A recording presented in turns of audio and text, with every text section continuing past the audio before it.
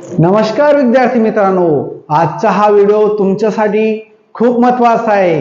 कारण ज्या विद्यार्थ्यांना मराठी व्याकरणात नाम हा टॉपिक असं वाटत असेल की खूप कठीण आहे, भीती वाटत असेल, त्यांना मी सोप्या पद्धतीने आज समजावून देणार आहे.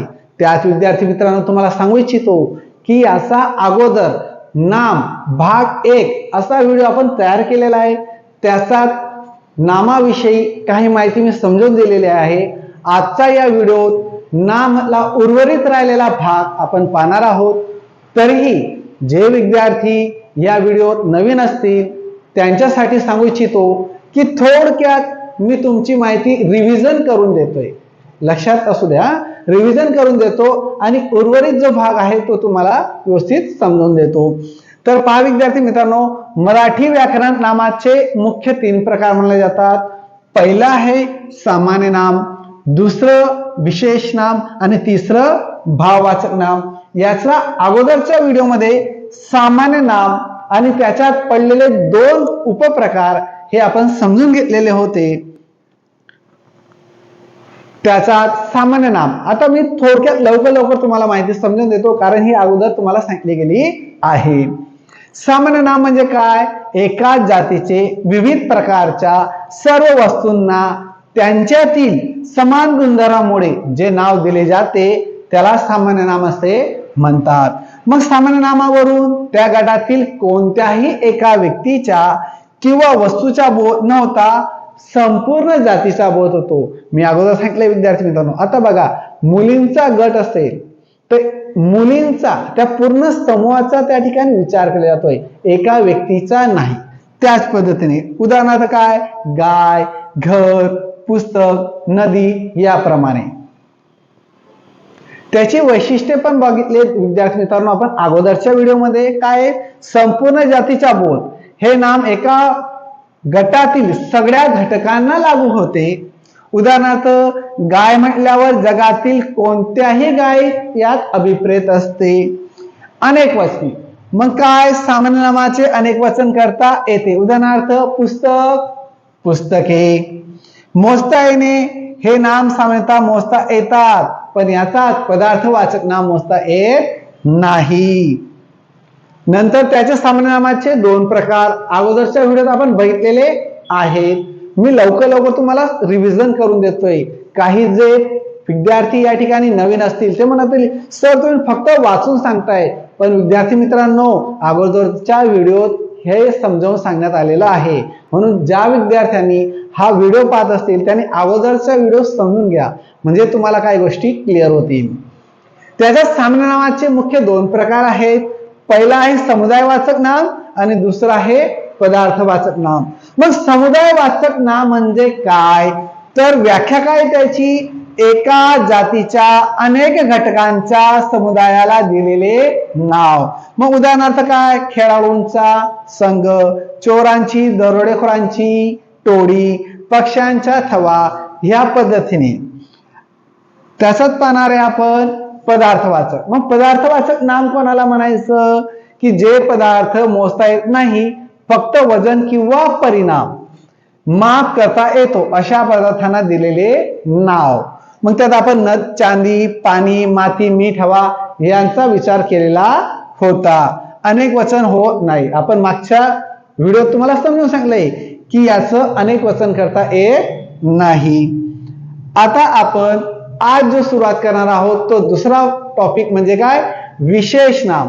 मग आता विशेष नाम म्हणजे काय? आता कुठे इकडे तिकडे लक्ष असेल विद्यार्थी मित्रांनो तर व्हिडिओकडे लक्ष द्या आणि काळजीपूर्वक समजून घ्या. चला तर वळूया आपल्या विशेष नामाकडे. व्याख्या काय सांगितली विद्यार्थी मित्रांनो? जेव्हा एखादे नाम एखाद्या विशिष्ट व्यक्तीचा, वस्तूचा किंवा ठिकाणाचा बोध करून देते तेव्हा त्याला विशेष नाम असे म्हणतात. आता नेमकं कसं? तर या ठिकाणी बघा, सामान्य नामाप्रमाणे हे नाम संपूर्ण जातीला लागू होत नाही, तर ते केवळ एका घटकासाठी वापरले जाते. आता पहा विद्यार्थी मित्रांनो, आता पहा अगोदर आपण बघितलं होतं की मुलगा. आता मुलगा सांगितला म्हणजे एका मुलगाचा विशेष म्हणजे उल्लेख होतोय का? नाही. ते मुलं आहेत ते भरपूर असू शकतील, वर्गात बसलेले मुलं, पण वर्गात बसलेल्या मुलांपैकी मी एखाद्याचं नाव घेतलं, गोपाल, सुमित, अर्णव, तर हे काय झालं, विशेष नाम झालं. कारण मी त्या एका व्यक्तीचं म्हणजे त्या मुलाचं नावाने उल्लेख करतोय म्हणून ते विशेष नामामध्ये येतंय. मग विशेष नाम तुम्हाला आता हळूहळू कळायला लागत असेल. आता उदाहरणार्थ मी सांगितलं या ठिकाणी पेन, पेन आहे का नाही, याला नाव दिलंय पेन आण, याचा उल्लेख करतोय पेन म्हणून, लक्षात येतंय पेन. नंतर थवाय, पक्ष्यांचा थवा असतो बरोबर, पण काही वेळेस आपण काही पक्षी पाळलेले असतील तर त्यावेळेस त्याला आपण नाव ठेवतो. आता कुत्रा आहे, कुत्रा म्हणायला गेला म्हणजे एका कुत्र्याचा तुमच्या डोक्यात विचार येतो का, नाही, कुत्रा म्हणजे भरपूर, पण विशेष करून एखाद्याने पाळलेला कुत्रा असेल, मोती, त्याच्या नावानिशी म्हणतोय तो मोती, तो सोनू, तो पिलू, त्या नावानिशी त्याला, आता कुत्र्याला तुम्ही घरी पाळलेल्या कुत्र्याला विशेष नाव दिलेलं आहे म्हणून ते काय येतं, विशेष नामामध्ये येतंय.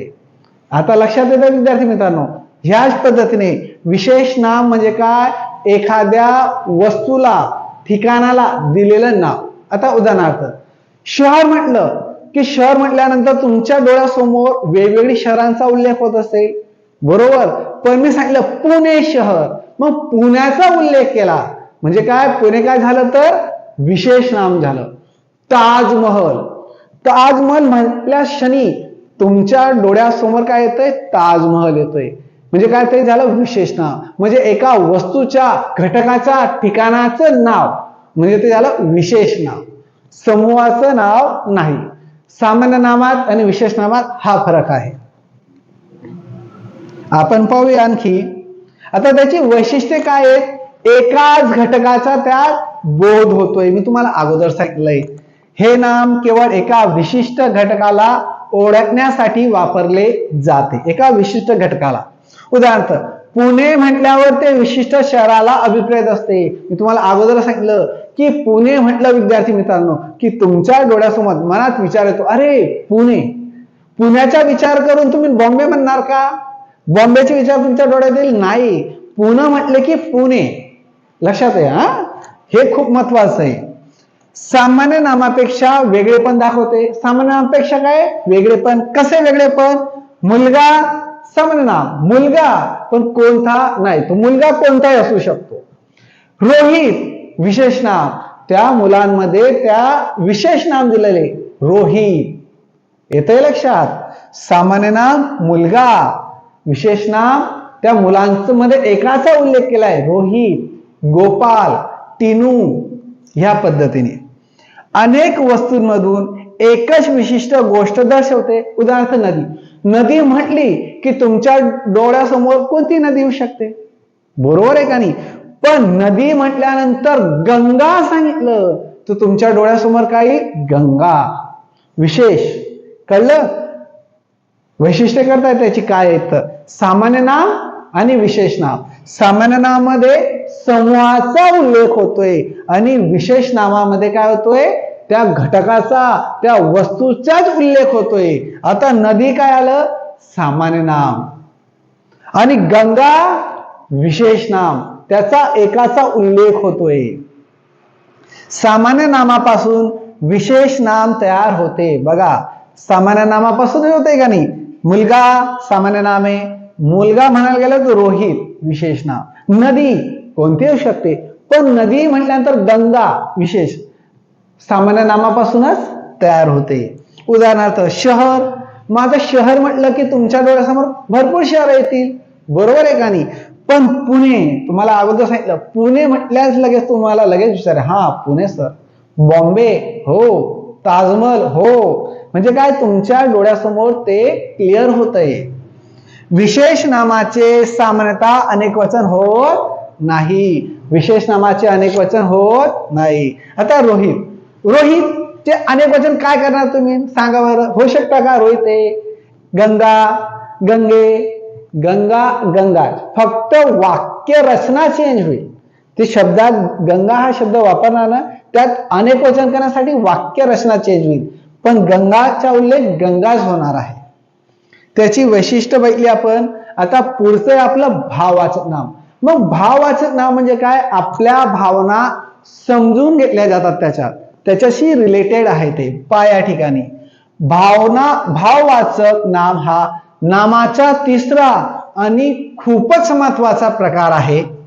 याची व्याख्या काय दिली विद्यार्थी मित्रांनो? ज्या नामाने प्राणी किंवा वस्तू यांच्यातील गुणधर्म, भाव किंवा स्थिती यांचा बोध होतो, ज्याला आपण स्पर्श करू शकत नाही किंवा पाहू शकत नाही, केवळ अनुभवू शकतो, त्याला भाववाचक नाम असे म्हणतात. स्पर्श करू शकतो, फक्त अनुभव आपण त्याचा घेऊ शकतो. अनुभवाने बोध हे नाम फक्त आपल्या मनाच्या किंवा इंद्रियांच्या अनुभवाने समजतात. आपण त्याला फक्त इंद्रियांच्या अनुभवाने समजू शकतो. सामान्यतः काय?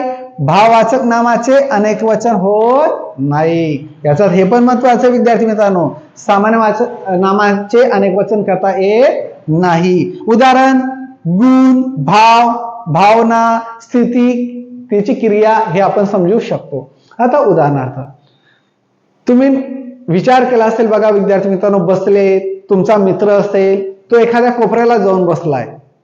एकदम तुम्ही त्याच्या चेहऱ्यावरून किंवा त्याच्या बसण्यावरून त्याच्या मनातल्या भावना तुम्ही हळूहळू, अरे माझा मित्र आज दुःखी दिसतोय म्हणतात ना, तुमच्या लगे विचार मनात येतो, तो दुःखी दिसतोय, तोंड असं एकदम. त्याच्या मनातल्या भावना तुम्ही ओळखण्याचा प्रयत्न करतायत, बरोबर? मग ते कसं ओळखलं? त्याच्या इंद्रियांचा हावभावावरून ओळखलं की हा तो आज दुःखी दिसत आहे. एखादा विद्यार्थी असेल, तो हा मला छान मार्क पडले, तो म्हणून दाखवेल का? नाही. त्याच्या मनाच्या स्थितीत तो मनातून आनंद, तो मनाच्या आनंदातून, तो मनातून बोलतोय, त्याच्या भावना त्याच्या चेहऱ्यावर काय होत आहे? क्लिअर होत आहेत, त्याला ते कळतंय. म्हणजे काय? भावना हे आपण समजून घ्यायच्या असतात. पुढे पाहूया याची वैशिष्ट्ये काय आहेत. तर अदृश्य असते, डोळ्यांनी पाहता येत नाही. तो आनंदी झाला, आपण फक्त त्याच्या इंद्रियांवरून त्याला आपण समजून घेतोय की तो आनंदी आहे. उदाहरणार्थ प्रेम, राग, आनंद. आता राग आला, त्याच्या मनात खूप राग आहे. किती राग आलाय मोजू शकतो का? नाही.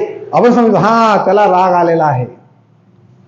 मनाने अनुभवता येते, आपण त्याला काय करतो? आपल्या मनाने त्याचा अनुभव घेऊ शकतो. भावना किंवा गुण म्हणून जाणवते. उदाहरणार्थ विश्वास, आशा. एखादा मित्र असेल, आपण त्याच्यावर विश्वास ठेवू शकतो. पण कसं काय विश्वास ठेवणार? त्याचा कुठे लिहिलंय का अंगावर वगैरे? हा विद्यार्थी विश्वासू आहे किंवा तुमचा रोहित मित्र जो आहे तो विश्वासू आहे? नाही. तर त्याच्यासोबत राहिल्यामुळे, त्याच्यासोबत तुम्ही काही काळ असल्यामुळे तुम्ही ओळखू शकतात हा विश्वासू आहे, याच्यावर विश्वास ठेवायला अडचण नाही. कळलं? लक्षात येते तुमचं आता. गुण अवस्था किंवा भावना दर्शवते. प्रामाणिकपणा. मग प्रामाणिकपणा काय? त्याच्यातला गुण. आता कुत्रा काय असतो? प्रामाणिक आहे. कशावरून?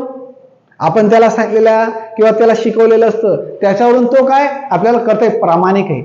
लक्षात आहे? त्याचे गुण आपण त्या पद्धतीने ओळखू शकतो. म्हणून भाववाचक नामामध्ये ज्या आपल्या मनातील भावना असतात, त्या आपण काय असतं? दुसऱ्याच्या मनातील भावना ओळखू शकतो. त्याला स्पर्श करू शकत नाही, ते आपल्याला समजून घ्याव्या लागतील. एवढं लक्षात असू द्या विद्यार्थी मित्रांनो. आजचा व्हिडिओ कसा वाटला ते पण कळवा. भेटूया उद्याच्या दिवशी पुढच्या व्हिडिओमध्ये.